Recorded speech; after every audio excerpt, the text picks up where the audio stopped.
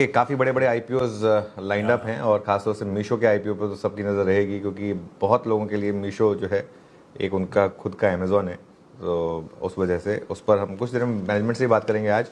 लेकिन आज के शो की शुरुआत करेंगे क्यूज़ के साथ। आज थोड़े से क्यूज़ का अभाव है आशीष वैसे, लेकिन फिर भी हमने कुछ तो ढूंढ ही लिए। उसमें सबसे इम्पोर्टेंट रहेगा आज जो आरबीआई की 3 दिन की मॉनेटरी पॉलिसी की बैठक शुरू होने जा रही है। फ्राइडे को उसका डिसीजन आएगा। मेरा ये मानना है कि उससे पहले मार्केट अब कोई बहुत बड़ा डिसाइसिव अप ट्रेंड शायद आपको ना दिखाए, शायद। बाकी तो मार्केट के ऊपर डिपेंड करता है, मार्केट कुछ भी कर सकता है और हमें उसको रिस्पेक्ट करना चाहिए। लेकिन ये इसलिए क्योंकि वो जो जीडीपी के आंकड़े आए ना, वो इतने शानदार थे, जैसे कहते हैं ना कि you are a victim of your own success. इतने शानदार जीडीपी के आंकड़े थे कि उसके बाद ये रेट कट को जस्टिफाई करना थोड़ा टफ हो जाएगा। एक बार 7.8%, उसके बाद 8.2%। अब आप किस लॉजिक से कहेंगे कि अगर कोई 95% मार्क्स ला रहा है तो अब ये तो नहीं कह सकते ना उसको कि अब इसको ट्यूशन लगाने की ज़रूरत है।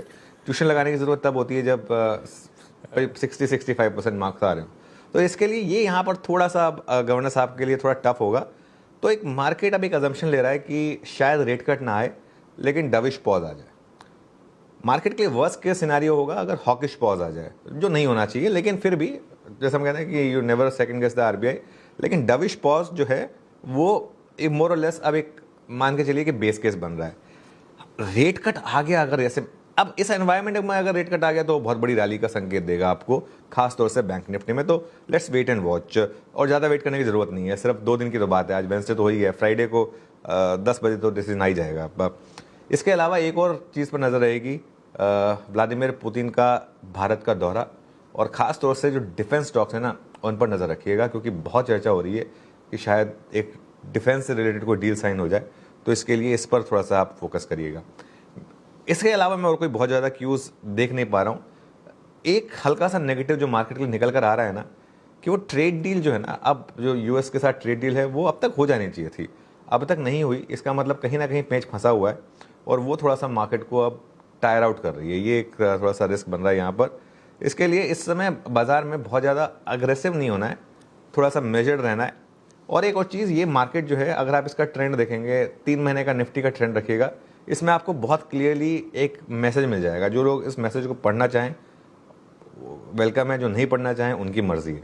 ये देखिए, ये ऐसा नहीं है कि छप्पर फाड़ के तेज़ी वाली मार्केट है, मेजर्ड तेज़ी है। तेज़ी होती है, नीचे आता है, फिर तेज़ी होती है, नीचे आता है, फिर तेज़ी होती है, नीचे आता है, और उसके बाद फिर तेज़ी हुई, तब फिर थोड़ा सा नीचे आया। मतलब एक धीरे धीरे चलने वाला बाजार, एकदम दौड़ने वाला नहीं। ये कहते हैं ना, 1 स्टेप बैक 2 स्टेप फॉरवर्ड, फिर 1 स्टेप बैक 2 स्टेप फॉरवर्ड। तो इवेंचुअली आप 1 स्टेप फॉरवर्ड ही ले रहे हैं, लेकिन 3-3 स्टेप में जाके वो काम हो रहा है। आप सीधा एक साथ 3 कदम आगे चलेंगे तो गिरने का रिस्क रहेगा। यहाँ पर गिरने का रिस्क थोड़ा कम है, 1 स्टेप बैक फिर 2 स्टेप फॉरवर्ड, ऐसे वाली मार्केट है ये। तो उसी तरीके से आपको चलना है यहाँ पर।